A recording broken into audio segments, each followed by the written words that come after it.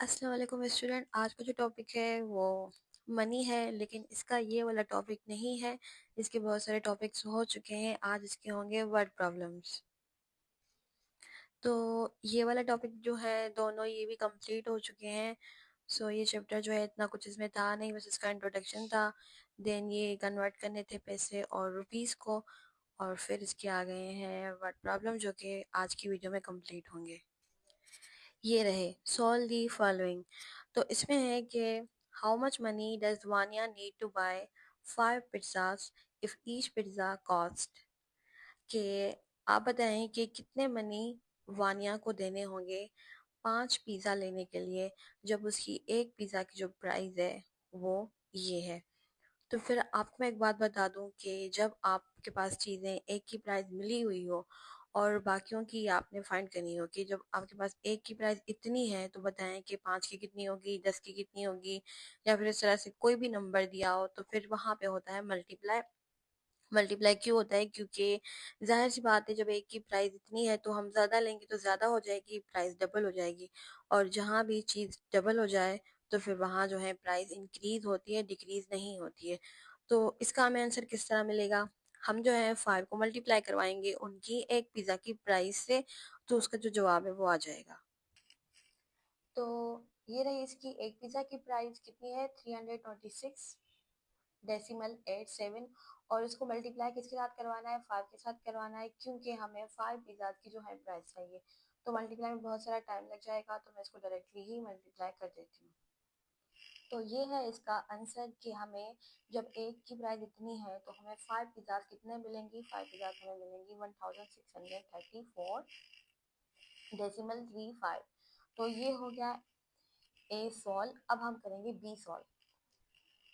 ठीक है, तो बी सॉल्व करने का तरीका क्या है? रानी बाइज 2 पेन फॉर, रानी ने 2 पेन खरीदी इतने में, और 2 नोटबुक इतने में, एंड एन इरेजर इतने में।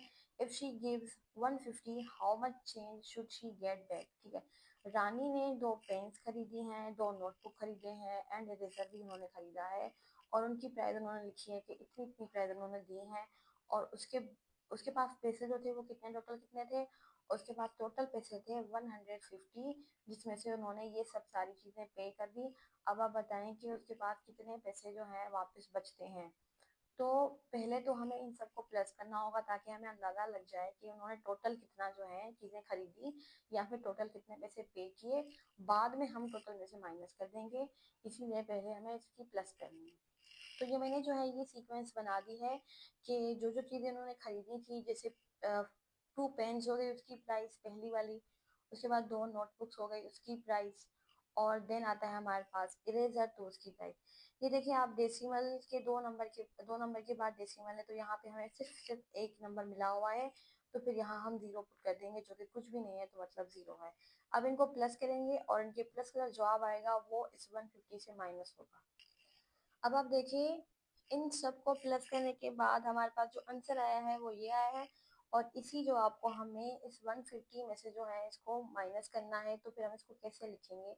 ठीक है, ये यहाँ पे हो गया 150, इसके बाद डेसिमल भी है, उसके बाद 2 और 5 भी है, तो हम यहाँ पे भी डेसिमल लगा देंगे, और 2 5 के ऊपर कुछ भी नंबर नहीं है, तो यहाँ जो है हम जीरो जीरो रख देंगे अपनी आसानी के लिए, ताकि जो है हमें माइनस करने में आसानी हो जाए, और माइनस जैसे होती है वैसे ही होगी। ठीक है, ये जीरो जीरो है, तो फिर इस 5 में से पहले 1 इसको देंगे, फिर उसका 1 इसको देंगे, और फिर 1 इसका इसको देंगे, जैसे माइनस आम तरह से होती है। तो ये है इसका जवाब 29.75। उसके पास चेंज में जो थे वैसे वो इतने बचे थे। ये ए हो गया, बी हो गया, देन सी। बिल्कुल इजी है कि अगर इफ 6 आइसक्रीम्स कॉस्ट इतने पैसे में, 6 आइसक्रीम की ये प्राइस है, तो बताएंगे what is the cost of 1 ice cream.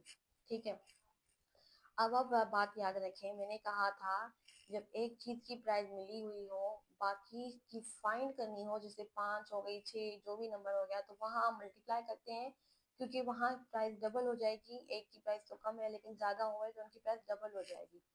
लेकिन जब हमारे पास ज्यादा की प्राइस मिली हुई हो और किसी भी एक नंबर की फाइंड करनी हो, तो वहां प्राइस ज्यादा नहीं होगी, बल्कि प्राइस जो है वो कम हो जाएगी।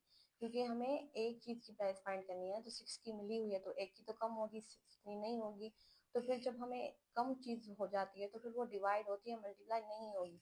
तो ये यहाँ पे डिवाइड होगा, जब हम 6 को इसके साथ डिवाइड करेंगे तो फिर जो आंसर आएगा वो होगी हमारी एक आइसक्रीम की प्राइस। तो ये फ़र्क जो है आप याद रखें, क्यों हम कहीं मल्टीप्लाई कर रहे हैं, क्यों हम कहीं डिवाइड कर रहे हैं, तो इसकी जो रीज़न है वो यही है।